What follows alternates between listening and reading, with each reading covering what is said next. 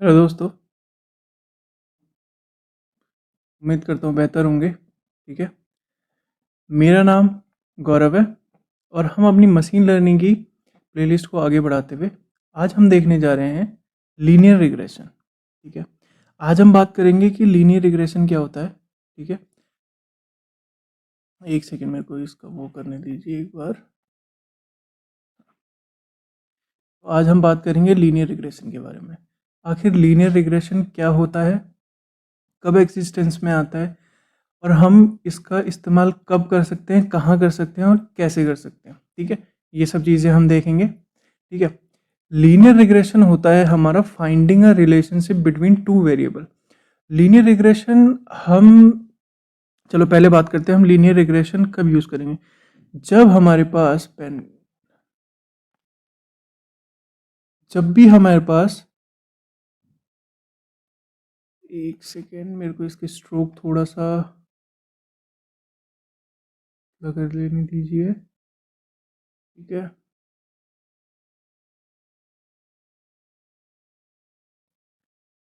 ठीक है। तो जब भी हमारे पास न्यूमेरिकल डेटा होगा, ठीक है, न्यूमेरिकल डेटा होगा जब भी हमारे पास, तब हम लीनियर रिग्रेशन का यूज़ करेंगे।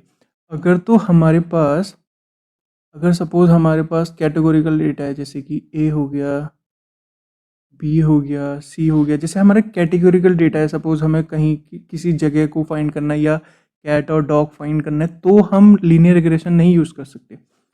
लीनियर रिग्रेशन यूज़ करने के लिए जो हमारा आउटपुट वेरिएबल है वो रियल होना चाहिए या कंटिन्यूस वैल्यूज़ होनी चाहिए। अब रियल या कॉन्टीन्यूस वैल्यू से मेरा क्या मतलब है?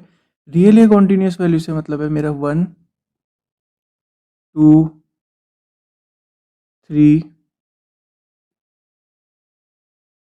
4, मतलब इस टाइप की हमारी कोई वैल्यू हो, या फिर 1.1। ठीक है। इस टाइप की अगर हमारे पास वैल्यूज़ होती हैं तो हम लीनियर रिग्रेशन का इस्तेमाल करते हैं। ठीक है। जैसे कि मैं एग्जांपल देता हूँ, सपोज हमें price of a house predict करनी है। ठीक है। हमें प्रिडिक्ट करना है कि हमारे हाउस की प्राइस क्या होगी, उसके सर्टेन फीचर होंगे। ठीक है। उसके बेसिस पे हम उसकी क्या कहते हैं उसको, वैल्यू फाइंड करेंगे। ठीक है। और ये जो यहाँ पर रिलेशनशिप फाइंड करने की बात हुई है दो वेरिएबल की, वो दो वेरिएबल क्या है? पहला वेरिएबल होता है हमारा इंडिपेंडेंट वेरिएबल जो कि हमारा एक्स होता है। दूसरा होता है डिपेंडेंट वेरिएबल जो कि वाई होता है। ठीक है। एक्स हमारा इंडिपेंडेंट वेरिएबल, सॉरी हाँ, एक्स हमारा इंडिपेंडेंट वेरिएबल होता है और वाई जो है वो हमारा इंडिपेंडेंट वेरिएबल होता है। ठीक है। अब हम लीनियर रिग्रेशन, ठीक है, यहाँ पे आपको नाम से ही पता चल रहा है लाइन। ठीक है।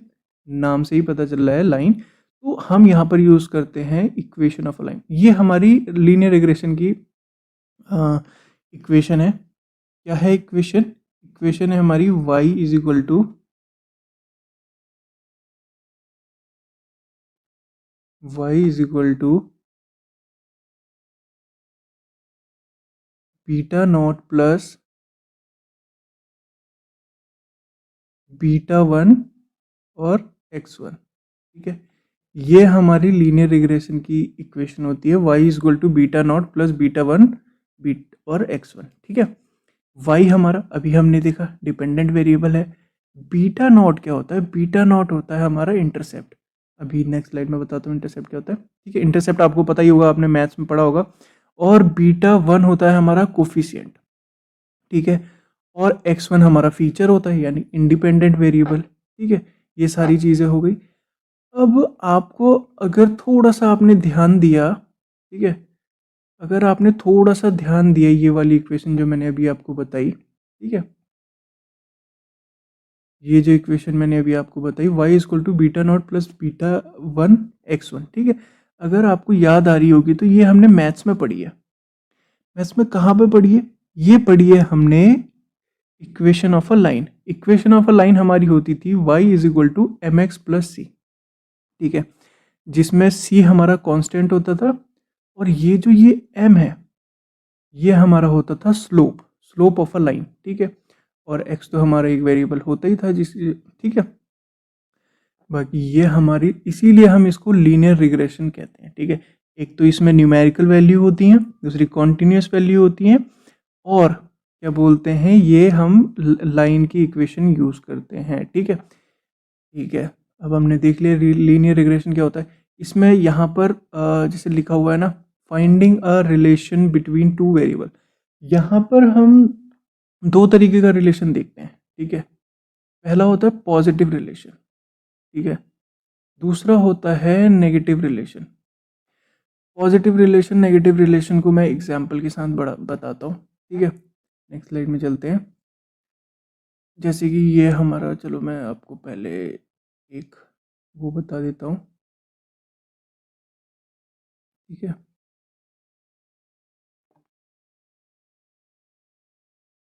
जैसे मैं, एक सेकेंड दीजिए मेरे को। हाँ, ये मैंने पेन यूज़ कर लिया। ठीक है, ये मेरा एक प्लॉट है। ठीक है, मेरे पास कुछ वैल्यूज़ हैं, ये मेरा एक्स है, ये मेरे इंडिपेंडेंट फीचर है, और ये मेरा डिपेंडेंट फीचर है वाई। ठीक है, अब हमारा पॉजिटिव रिलेशन कब होगा, जब हमारा एक्स के साथ वाई बढ़ेगा। ठीक है, तब हमारा होगा पॉजिटिव रिलेशन। ठीक है, तब हम उसको कहेंगे ये हमारा पॉजिटिव रिलेशन है। ठीक है, और जब हमारा एक्स के साथ वाई की वैल्यू डिक्रीज होगी, ठीक है, हो सकता है इतने एक्सटेंट पे ना हो, लेकिन हाँ, एक्स के जैसे जैसे एक्स बढ़ेगा, जैसे जैसे एक्स की वैल्यू बढ़ेगी, वैसे वैसे हमारे वाई की वैल्यू डिक्रीज होगी, तो उसको हम कहेंगे नेगेटिव रिलेशन। ठीक है, ये हो गया, हम इस तरीके का रिलेशन फाइंड करते हैं लीनियर रिग्रेशन में। ठीक है, ये तो बात रही लीनियर रिग्रेशन की। अब हम देखते हैं, और सबसे बड़ी बात, मैं हर वीडियो में बताता हूँ कि अगर आपको मशीन लर्निंग सीखनी है तो आपको आपको मस्ट आनी चाहिए विजुअलाइजेशन। ठीक है, विजुअलाइजेशन बहुत इंपॉर्टेंट रोल प्ले करता है कि आपका मॉडल कितना अच्छा वर्क करेगा, कितना अच्छा प्रिडिक्शन करेगा। ठीक है, मतलब जो भी है, ठीक है, आपका मॉडल कितना अच्छी एक्यूरेसी दे रहा है आपको, वो पूरा का पूरा विजुअलाइजेशन पे डिपेंड करेगा। ठीक है, यहाँ पर हमने एग्जाम्पल लिया है, ये कोई डेटा है नहीं है, ये मेरे को नहीं पता, ये मैंने रैंडमली कुछ पॉइंट्स वो कर लिए हैं। ठीक है, ये हमारा एक्स है, ठीक है, इंडिपेंडेंट फीचर है, ये हमारा डिपेंडेंट फीचर है भैया। ठीक है, वाई, ये यहाँ पर आपको साफ दिख रहा है कि जैसे जैसे एक्स बढ़ रहा है, जैसे जैसे एक्स बढ़ रहा है, वैसे वैसे वाई की वैल्यू बढ़ रही है। ठीक है, और ये न्यूमेरिकल डेटा है हमारा। ठीक है, तो हम इसमें लीनियर रिग्रेशन का यूज़ कर सकते हैं, कॉन्टीन्यूस वैल्यू। ठीक है, तो ये सारी चीज़ें हो गई, वही चीज़ें हो गई। इसमें हम क्या करते हैं, इसमें हम एक बेस्ट फिट लाइन को फिट करने की कोशिश करते हैं, एक लाइन ड्रॉ करते हैं। ठीक है, इसमें हम एक लाइन ड्रॉ करते हैं जो कि बेस्ट फिट होती है इन सारे पॉइंटों पे। ठीक है, ज़रूरी नहीं है कि वो लाइन, ये थोड़ी जिगजैग हो गई है, लेकिन ये स्ट्रेट लाइन होगी। ठीक है, ये मेरे से थोड़ा सा डिजिटल पेन है, थोड़ा अभी हैबिचुअल नहीं हुआ हूँ मैं इसके लिए, तो उसके लिए सॉरी फॉर दैट। ये जो हमारी एक स्ट्रेट लाइन है, ठीक है, इसको हम कहेंगे ये हमारी बेस्ट फिट लाइन है। ठीक है, इसको हम बेस्ट फिट लाइन कहेंगे। ठीक है, बेस्ट फिट लाइन की कैसे फाइंड करते हैं, वही y is equal to beta 0 plus beta 1 x1। ठीक है,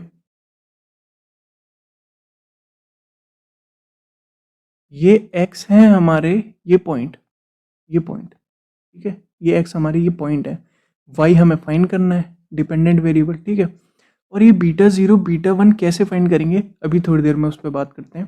ठीक है, ये भी बता दूंगा मैं आपको कि बीटा 0 और बीटा नॉट कैसे फाइंड करेंगे। ये हमारा इंटरसेप्ट होता है, ये कोफिशिएंट ऑफ एक्स होता है। ठीक है, इसको हम स्लोप भी कहते हैं।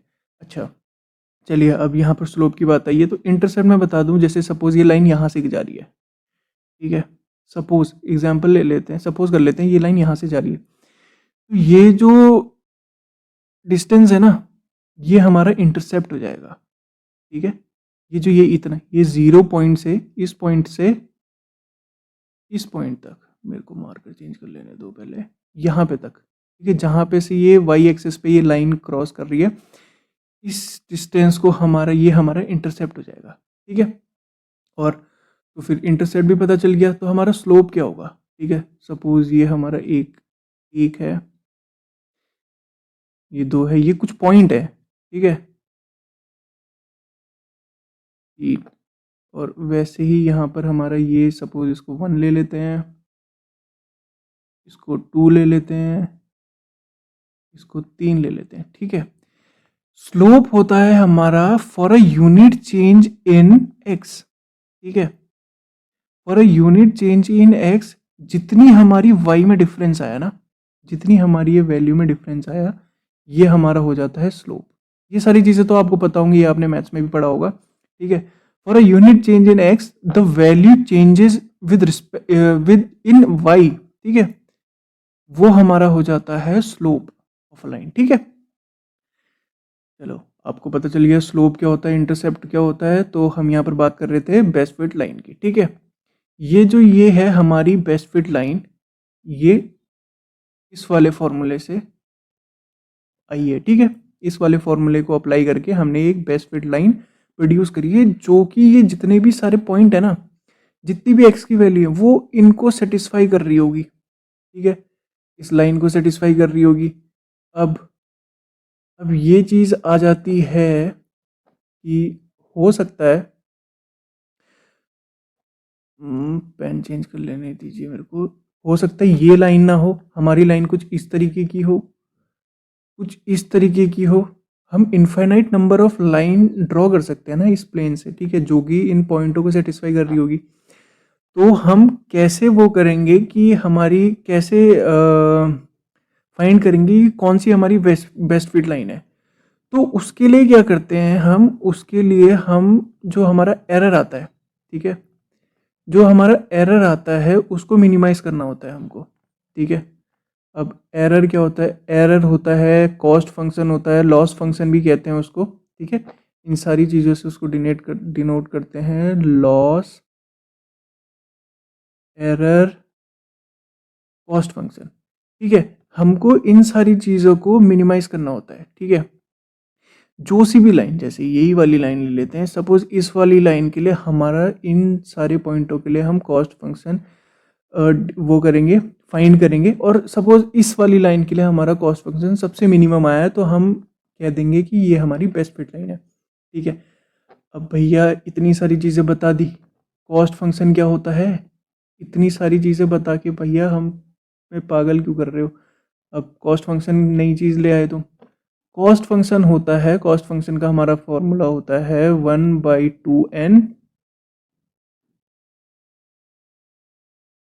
Summation i is equal to 1 I है, ठीक है, 1 to n y predicted y hat minus y का होल स्क्वायर, ठीक है।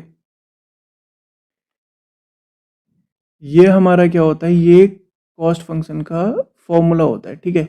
इसकी हेल्प से हमको इसको मिनिमाइज करना होता है, ठीक है, इसको हमको मिनिमाइज करना होता है, ठीक है। तो जिस भी लाइन के लिए हमारा ये कॉस्ट फंक्शन, ये n, चलो मैं बता देता हूँ, ये n होता है नंबर ऑफ पॉइंट्स, ठीक है।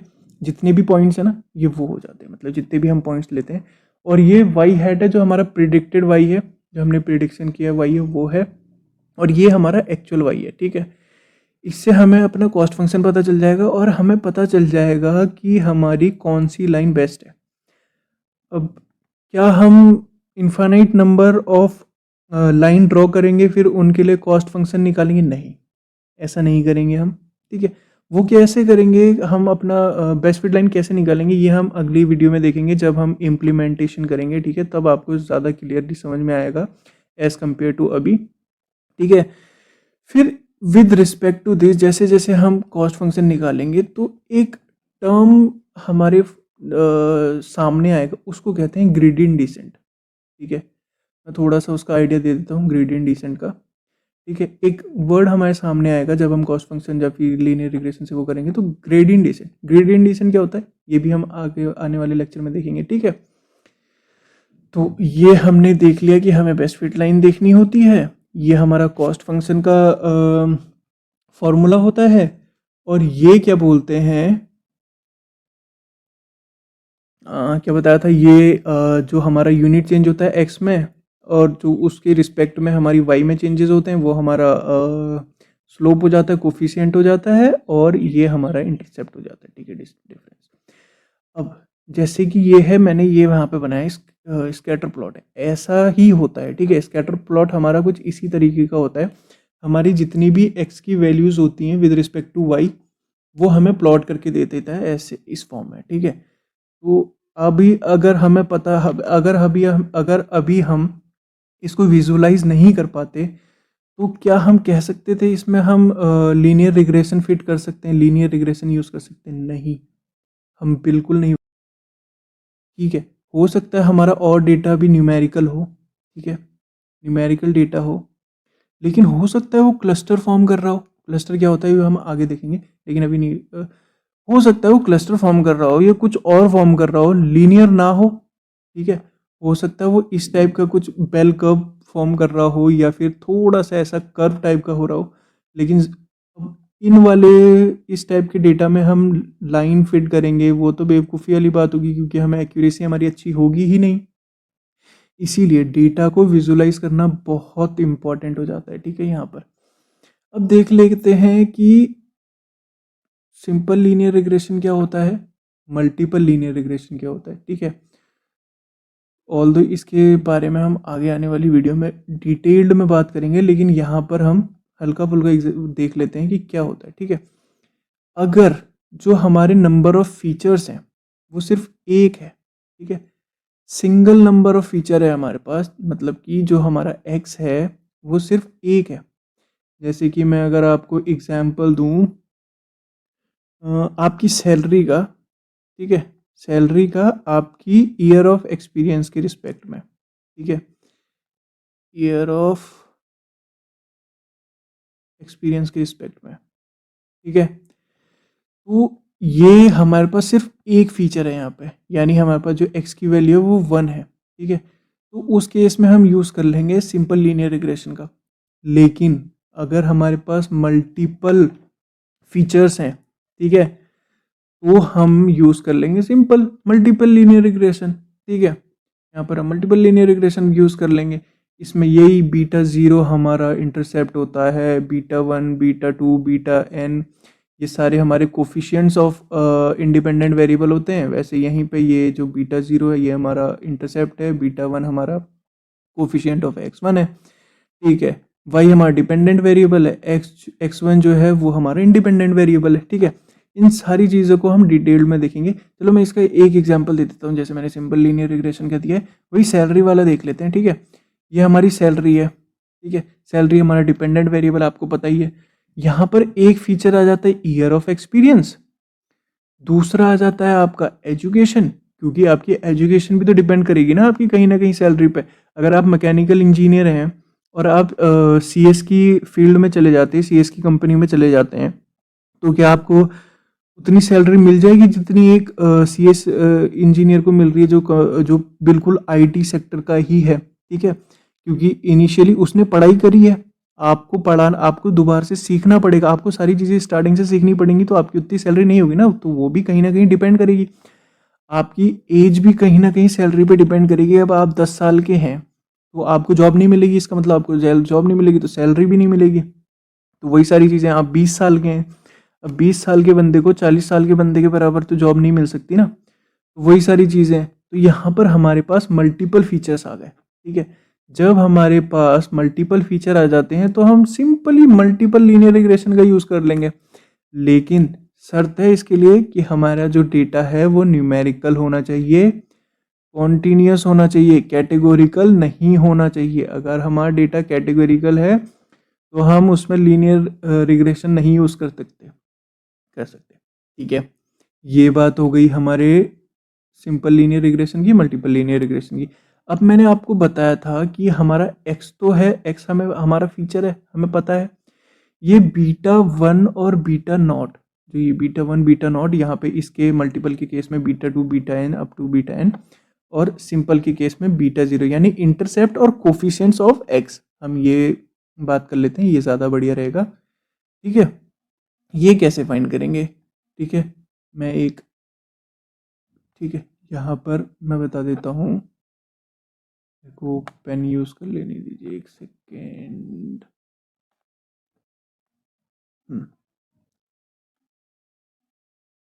तो बीटा 0 होता है हमारा इंटरसेप्ट, अभी हमने बात।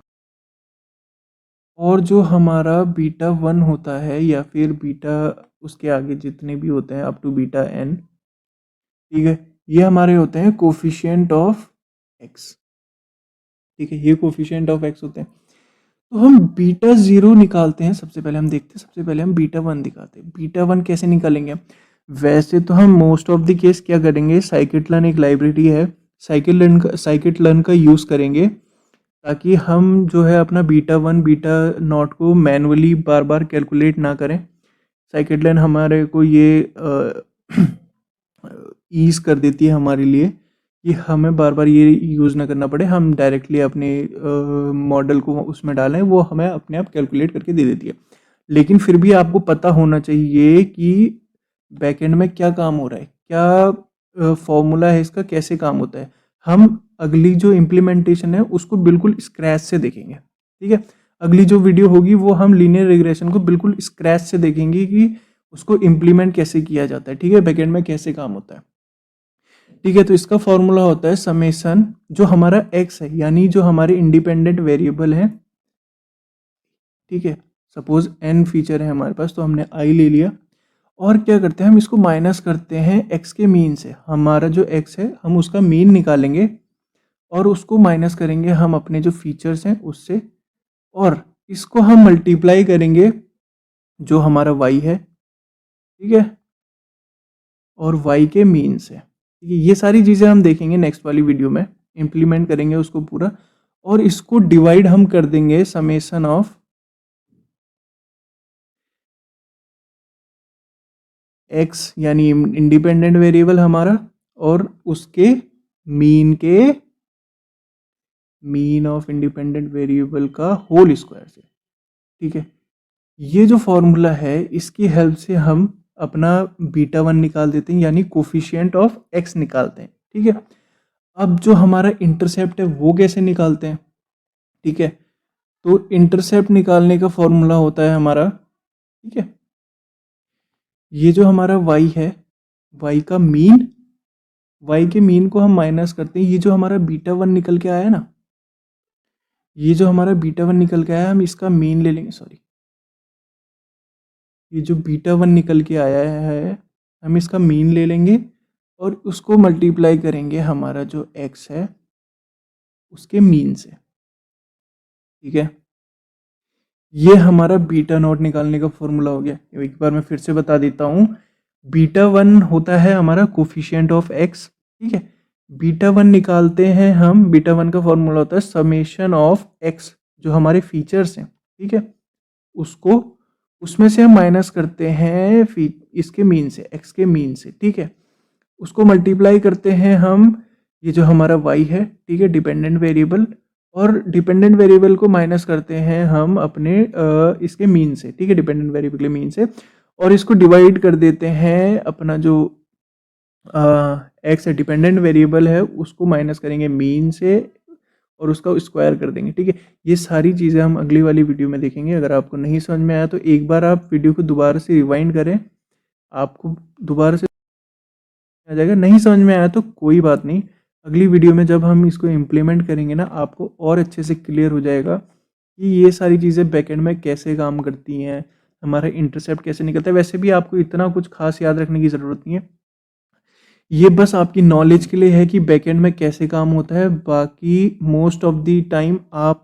scikit-learn का ही यूज़ करेंगे, वो आपके लिए ज़्यादा बेनिफिशियल रहेगा, क्योंकि वो इजी भी है और आपका टाइम भी बचता है। ठीक है, ये हमारा बार मतलब मीन है।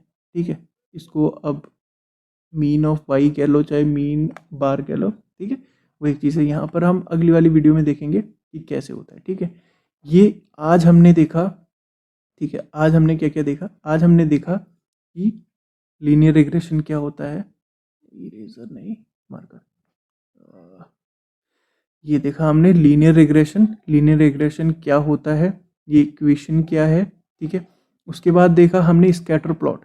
जो कि बहुत ज़्यादा इम्पोर्टेंट है। अगर आपको मशीन लर्निंग सीखनी है तो आपको विजुअलाइजेशन आना चाहिए। डेटा विजुअलाइजेशन आपको नहीं आता है तो कहीं ना कहीं ऐसा नहीं है कि आप मशीन लर्निंग में नहीं आगे अपना ग्रोथ कर सकते हैं, लेकिन एक बंदा जिसको विजुअलाइजेशन आता है वो कुछ ज़्यादा अच्छा कर सकता है, वो अपने मॉडल को और ज़्यादा बेहतर कर सकता है, क्योंकि उसे अपने डेटा को देखने की कला आती है। ठीक है, उसको पता है उसका डेटा कैसा दिखता है, वो इजीली ज़्यादा टाइम वेस्ट किए समझ जाएगा कि उसको कौन सा मॉडल कौन सी एल्गोरिदम यूज़ करनी है अपने डेटा पे। ठीक है, ये सारी चीज़ें हो गई। हमने देखा simple linear regression, multiple linear regression. ठीक है, उसके बाद हमने देखा कि क्या बोलते हैं, अगर हमको मैनुअली क्या बोलते हैं स्क्रैच से अगर हमें इंटरसेप्ट और कोफिशिएंट फाइंड करना है तो वो कैसे फाइंड करेंगे। ठीक है, बाकी इनको मैं अगली वीडियो में बताऊंगा, इसका इम्प्लीमेंटेशन अगली वीडियो में बताऊंगा कि स्क्रैच से कैसे इसका इम्प्लीमेंटेशन होता है। ठीक है, तो मिलते हैं अगली वीडियो में। अगर आपको मेरे द्वारा बनाई हुई वीडियो अच्छी लग रही है तो लाइक कर दीजिए, वीडियो को शेयर कर दीजिए अपने दोस्तों के साथ और चैनल को कर दीजिए सब्सक्राइब। ठीक है, आपका बहुत बहुत शुक्रिया। मिलते हैं नेक्स्ट वीडियो में, तब तक के लिए ध्यान रखें अपना। बाय।